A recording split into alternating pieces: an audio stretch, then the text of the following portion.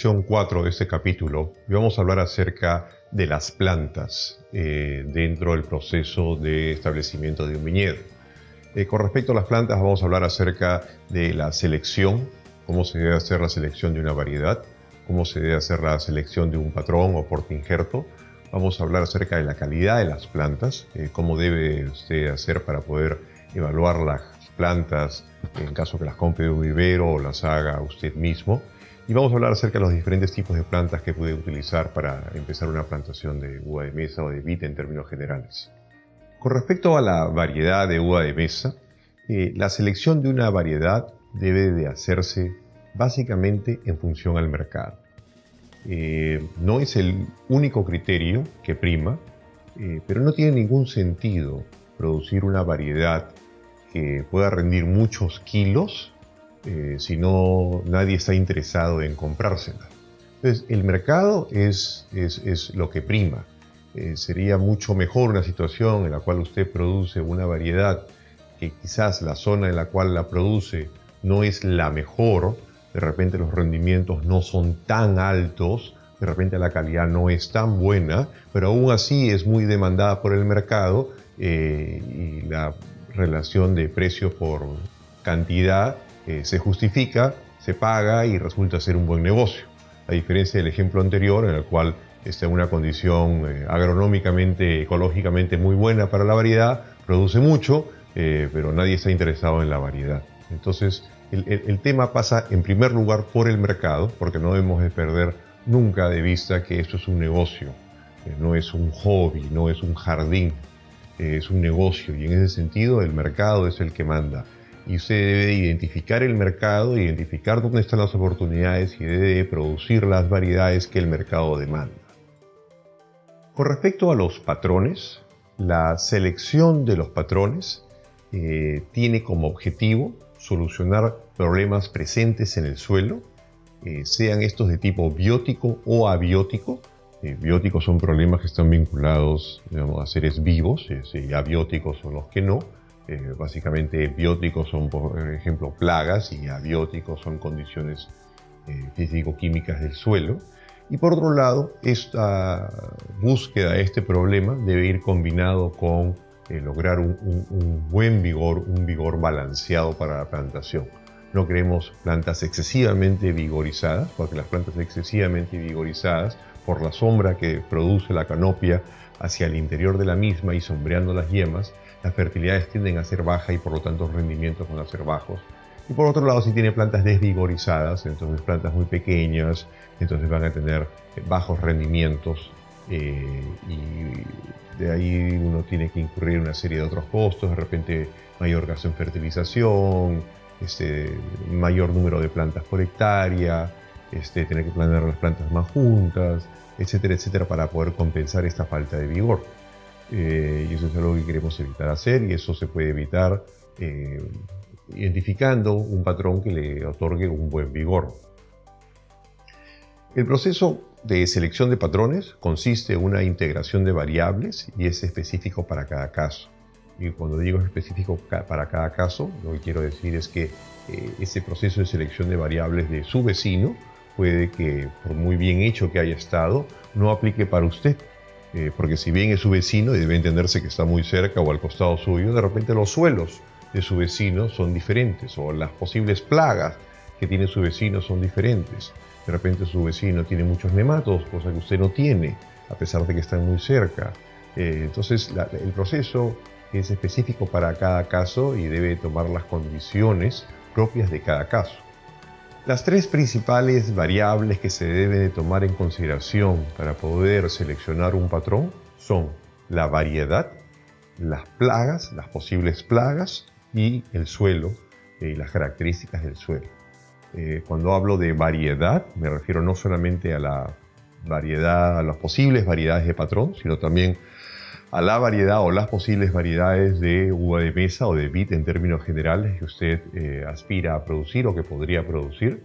Las plagas tanto presentes como potenciales. De repente en su zona no hay filoxera, pero en otros valles sí, entonces potencialmente es una cuestión de tiempo y eventualmente podría llegar la filoxera a su zona. De repente no tiene nematodos presentes, pero Usted hace particularmente uso de aguas superficiales, entonces es una cuestión que no tomaría mucho tiempo para que los nematodos, haciendo uso de aguas superficiales, eventualmente lleguen a su campo. Entonces esas son plagas potenciales que, si bien no las tiene en este momento, eventualmente las podría tener, y son elementos que deben ser tomados en consideración. Y el suelo, hay que hacer toda una evaluación físico-química del suelo para poder determinar cómo es que esto va a afectar a la plantación, qué cosa puede hacer usted para optimizar las condiciones del suelo. Y es a través de la integración de esas tres variables que llegamos a poder escoger y a seleccionar cuáles son los patrones más apropiados para su condición.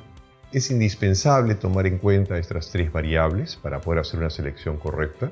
Si toma solamente 2 de 3, hará un análisis equivocado. Entonces no debe tomar esto, no debe perder la perspectiva de analizar todas las variables, porque si no acabaría siendo como una mesa que le falta una pata y va a ser una mesa coja.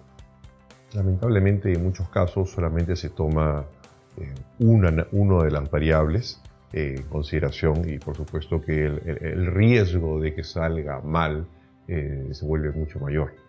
Los errores más comunes que se cometen en el proceso de selección de patrones es creer que porque uno está protegido contra la filoxera se han solucionado todos los problemas. Ciertamente la filoxera es un grave riesgo. Hay zonas donde hay más, hay zonas donde hay menos, hay zonas donde no hay, pero eventualmente podría llegar. Pero ciertamente no es el único problema ni el único motivo. Es quizás el motivo más importante que de repente por el cual utilizamos patrones, pero ciertamente no es el único motivo. Creer que existen patrones buenos y patrones malos, y que unos son mejores que otros. Ciertamente llevamos más de 100 años en el mundo utilizando patrones. Han habido múltiples generaciones de viticultores que han probado y han ido descartando patrones. Y los patrones, la lista de los probablemente 10, 15, quizás 20 a lo mucho patrones más importantes, ya han pasado por una serie de procesos de selección. Y yo creo que sería equivocado de decir que hay patrones buenos o patrones malos. Lo que pasa es que hay patrones que son más adecuados para ciertas circunstancias y otros patrones que son adecuados para otras circunstancias. En ese sentido, creer que este es un patrón bueno podría implicar el mal entendimiento de que podría utilizarse en una diversidad de situaciones, y eso ciertamente sería un análisis equivocado. Otro problema común que existe es creer que existen patrones que son mejores o más apropiados para variedades específicas. Creer que existe un patrón que es más adecuado para producir Red Globe, o un patrón que es el mejor patrón para producir Flame, o en fin, la variedad que sea. Ciertamente pueden haber patrones que pueden tener muy buena compatibilidad con una determinada variedad en buena hora, y eso ciertamente debe ser un elemento a tomar en consideración. Pero como hemos mencionado anteriormente, no es el único elemento y no es el único motivo por el cual usted va a escoger un patrón. Porque ese patrón que en determinadas circunstancias daba muy bien con la variedad Flame, si usted lo lleva a otra situación y resulta que ese patrón no es resistente a los nematodos, y en esta otra situación el suelo está completamente contaminado de nematodos, ciertamente da lo mismo la afinidad que puede haber entre el patrón y la variedad, el resultado no va a ser bueno porque los nematodos no van a dejar que esa viña prospere. Lo mismo podríamos decir del suelo y de las sales. Entonces tiene usted este otro patrón que es en su vecino, o lo ha visto, si no es su vecino, es en otro valle, en otro lugar del mundo, lo ha visto en diversas partes del mundo, y resulta que existe este patrón que da muy bien con Red Globe. Y produce una uva de muy buen color, de muy buena aceptación en la China, etcétera, etcétera. Pero resulta que ese patrón no es resistente a las sales, y usted tiene sales. Entonces ese patrón, indistintamente de la buena performance que puede haber tenido en otras partes del Perú, de Sudamérica, del mundo, ciertamente da lo mismo. El resultado que ha tenido en otros lugares no es un patrón adecuado para su situación, porque usted tiene sales en el agua o en el suelo o en los dos lugares, y como tal ese patrón no tiene tolerancia a las sales, y usted no puede utilizar ese patrón porque si no el resultado va a ser desastroso. Entonces es un error pensar que existen patrones más adecuados para una variedad y que indistintamente de la situación usted debe utilizar eso. Otro error común o malinterpretación es creer que se pueden hacer recomendaciones de uso universal como un patrón que muchos o todos pudiesen utilizar. Bueno, esto de alguna manera Es una condensación de los dos elementos que dije anteriormente, pensar que existen patrones buenos y otros malos, y que hay patrones buenos para una variedad y que pueden ser utilizados en diversas circunstancias. Eso sería un error, y dar más detalles sería, digamos, redundar en lo que ya dije. Ahora procedemos a hablar acerca de la calidad de las plantas. ¿Qué cosa debe y cómo debe usted de evaluar una planta, indistintamente que la esté comprando en un vivero o la esté haciendo usted misma? La calidad de las plantas es fundamental para el buen establecimiento de un viñedo. Si usted no parte con plantas de buena calidad, difícilmente va a poder lograr tener una buena viña de buen rendimiento.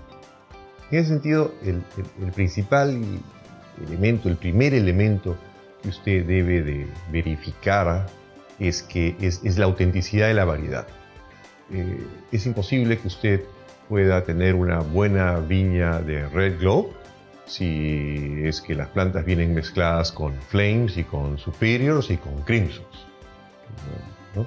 O peor aún, que sería imposible que usted pueda tener una buena viña de Red Globe si en vez de Red Globe le entregan uva quebranta, ¿no? Entonces la autenticidad de la viña es fundamental. Tiene que estar 100% seguro que le están entregando la variedad que usted desea producir.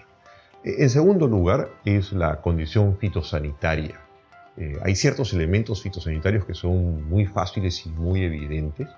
Si hubiesen insectos en las plantas, si son comedores de hojas, esas cosas son, si hubiese oidio, las plantas están afectadas por oidio, por mildew, hay cosas que son muy evidentes y que saltan a la vista.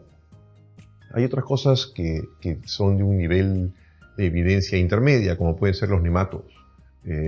Digo intermedia porque ciertamente los nematodos no los podemos ver, son organismos microscópicos, pero causan daños en las raíces que sí son para una persona que sabe, no necesariamente un nematólogo o un experto, pero una persona que entiende el tema, es algo relativamente sencillo de poder evaluar. Y si fuese una infestación temprana que todavía no ha producido ciertos daños o efectos en las raíces que sean claramente visibles, es relativamente sencillo poder tomar unas plantas y mandarlas a analizar y poder determinar si es que las plantas que les están entregando son o no son libres de nematodos. Ciertamente las plantas deben de ser libres de nematodos. Un vivero no tiene excusa para entregarle a usted plantas contaminadas por nematodos. Entonces es un elemento muy importante. Ahora, con respecto a los elementos que son más difíciles de poder determinar una evaluación de la condición fitosanitaria serían los virus. Y el motivo es que en ciertos países como el Perú, el análisis de virus no es algo muy difundido. Hay muy pocas personas que lo hacen. Muchas veces no tienen los primers adecuados o se les acaban y no los importan. En otros países del mundo, esto es una cosa, países más avanzados, esto es una cosa relativamente sencilla. Por otro lado, no es tan sencillo identificar visualmente la presencia de virus. Existen ciertos virus que son suaves, por decirlo de cierta manera, que no generan mayores problemas. Existen otros virus que son sumamente agresivos. No todos los virus se manifiestan de la misma manera. Se manifiestan con diferentes grados de intensidad dependiendo del patrón y dependiendo de la variedad y de las condiciones medioambientales. Se entiende que en zonas calurosas los virus tienden a ser un poco menos agresivos, y por eso estoy haciendo una generalización porque es probable que no aplique para todos los virus, pero en términos generales se entiende que los virus tienden a ser menos agresivos en zonas calurosas que en zonas más frías.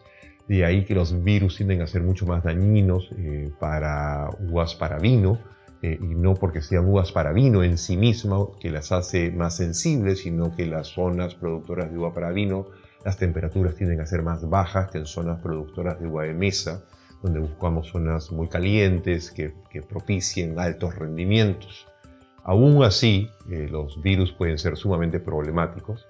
Existen países del mundo que tienen procesos de certificación de virus sumamente estrictos.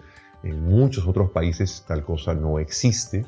En el Perú no tenemos un proceso de certificación y básicamente dependemos de la buena o mala fe que pueda tener el vivero y los controles que pueden tener. Pero ciertamente ese es un elemento que debe ser tomado muy seriamente en consideración, y si usted no se encuentra satisfecho con las alternativas del mercado local, siempre existe la posibilidad de que importe plantas, y de esa manera tengo una mucho mayor seguridad que las plantas que, valga la redundancia, va a plantar se encuentran libres de virus, o por lo menos de los virus más importantes y agresivos. El tercer elemento es el vigor de la plantación, que de alguna manera también refleja la condición de salud, por decirlo de alguna manera, de las plantas. Si las plantas podrían no estar enfermas, pero si no han sido regadas adecuadamente, las plantas pueden estar estresadas. Si no han sido debidamente fertilizadas, o el sustrato que se debe utilizar, porque no se debe utilizar ciertamente suelo agrícola, tierra de chacra, no se debe utilizar para hacer plantas. Entonces, si las plantas no han sido debidamente, pueden tener deficiencias nutricionales, eso les resta vigor, pueden no haber sido regadas adecuadamente, pueden haber sido sometidos a condiciones de estrés por demasiada temperatura cuando las plantas son muy jóvenes. En fin, pueden haber una serie de diferentes elementos, de repente han sido trasplantadas, al momento de embolsarlas se dañaron las raíces, las callosidades. Hay mil motivos por los cuales un vivero puede meter la pata y dañar las plantas, y esto se ve reflejado en el vigor de las plantas. Usted quiere plantas que sean vigorosas, plantas que tengan un buen crecimiento, que hayan sido adecuadamente regadas y fertilizadas y que no muestren síntomas de estrés. Y esto, las posibilidades de éxito de una plantación son muchísimo mayores. Con respecto a los tipos de plantas, existen, para poder hacer una viña, uno tiene un abanico de alternativas. Hay diferentes tipos de plantas y hay diferentes formas de propagarlas. Y aquí, a continuación, en la lámina les muestro algunas alternativas. Una de ellas dice plantas injertadas a raíz desnuda de 1 año de edad en estado de dormancia. En el Perú esto no es algo muy comúnmente utilizado. Los viveros básicamente hacen plantas en contenedores o bolsas, pero existe la posibilidad de poder plantar plantas ya injertadas, ya enraizadas, que han crecido en campo por 1 año y luego se desentierran, se podan, y esto es lo que se entiende como una planta enraizada en estado de dormancia ya injertada. Si usted importa plantas, ciertamente está obligado, no puede traer plantas en activo crecimiento, tiene que traer plantas refrigeradas, y estas van a ser plantas de ese tipo, o sea, plantas ya injertadas, ya enraizadas. Usted las planta y de ahí las plantas empiezan a brotar y empiezan a crecer. Esa es una alternativa, como digo, no muy comúnmente usada en el Perú, pero muy comúnmente utilizada en muchas otras partes del mundo. Una segunda alternativa, que es la que en el Perú es más común, es la de comprar plantas en contenedores. El contenedor puede ser con contenedores plásticos, macetas más grandes, más chicas, bolsas más grandes, bolsas más chicas, contenedores de pitmos, en fin, existe un sinnúmero de tipos de contenedores. En el Perú tiende a utilizarse bolsa, es lo más común, quizás por ser lo más económico, ciertamente no es lo mejor. Porque las bolsas tienen el problema de que si llega un momento en que las raíces crecen, y una vez que pegan contra las bolsas, entonces las raíces empiezan a crecer de forma circular. Entonces, dependiendo del tamaño de la bolsa, uno debe de plantar antes de que esto empiece a suceder. Si la bolsa es más grande, la planta puede permanecer dentro de la bolsa por más tiempo antes que esto suceda, y si la bolsa es más chica, más rápidamente la planta debe ser llevada del vivero al campo definitivo. Pero el hecho en concreto es que son plantas ya injertadas, en activo crecimiento, y uno simplemente las lleva al campo, le saca el contenedor y las trasplanta. Otra posibilidad es el plantar patrones, sea nuevamente patrones que ya vienen enraizados y en activo crecimiento, un contenedor o una bolsa, o patrones en situación de dormancia, los puede llevar al campo y de ahí los injertaría. En Europa esto es un método muy común. Normalmente se dejan crecer los patrones por 1 año, y después de 1 año va uno con injertadores y hace un injerto de campo, y ahí las plantas crecen muy rápido. Es un sistema que tiene sus ventajas y sus desventajas.